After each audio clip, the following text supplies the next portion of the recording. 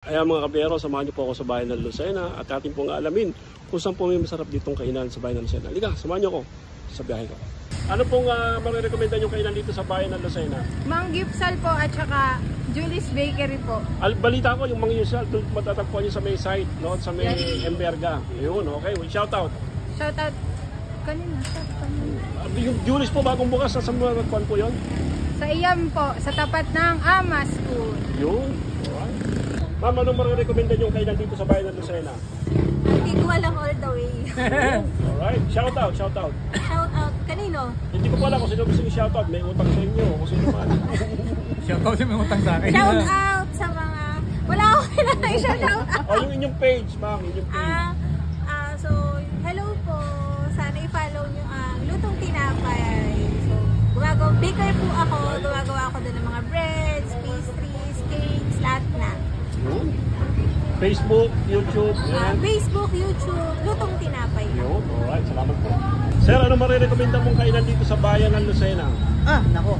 Yung pinaka-favorite ko, isa na dito yung yung Mang Gipsal. Nandun yun sa may site, katabing-katabi ng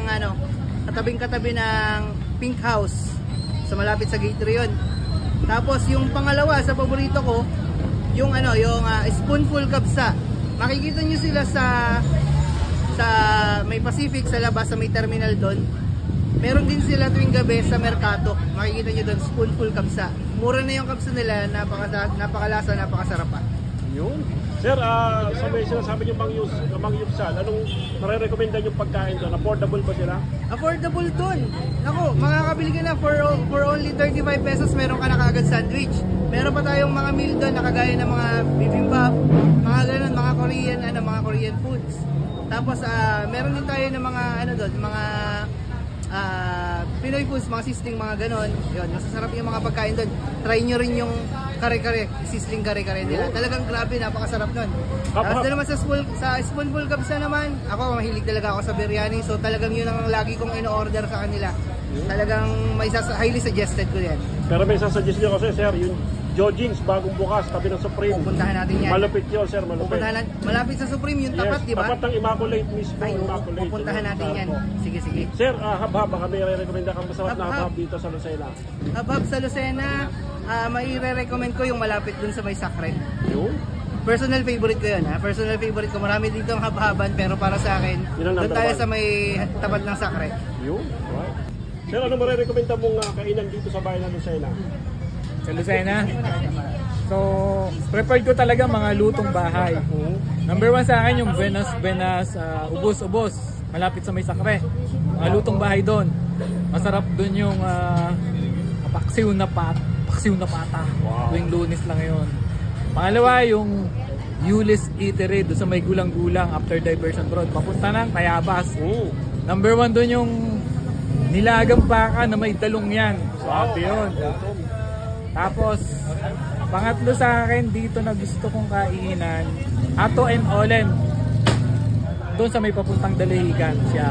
Pagkalampas ng SM, malapit sa release ng tren. Tapos may isa pa doon. Yung eatery din siya. Hindi ko maalala yung pangalan eh. Marvin ba yun? Basta meron pa doon kasunod.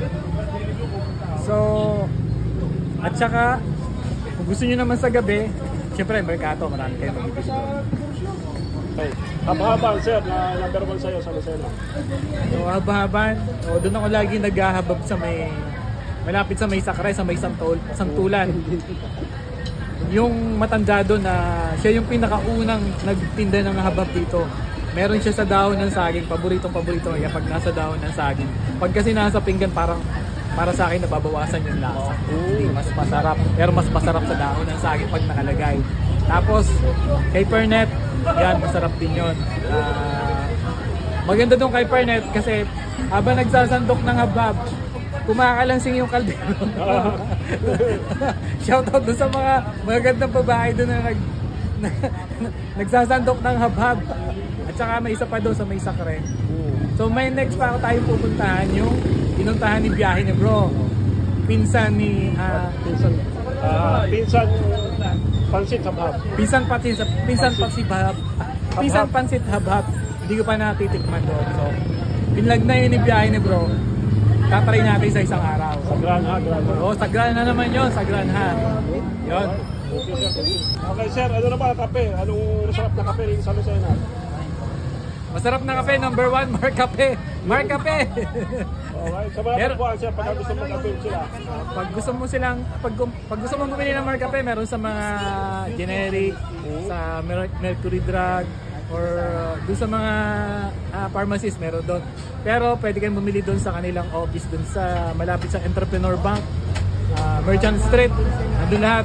Pwede kayong bumili doon ng Mark Cafe, Mark Choco, at saka yung Mark Juice, at saka yung ano ito, Mark Cafe Rice, Brown Rice Coffee. Yan.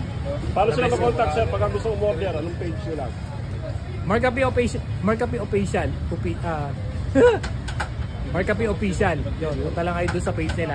Pwede kayong kumontak doon, pwede kayong mag-order doon. Meron din silang store sa online, Shopee at saka Lazada. Yun, the best, Mark Cafe.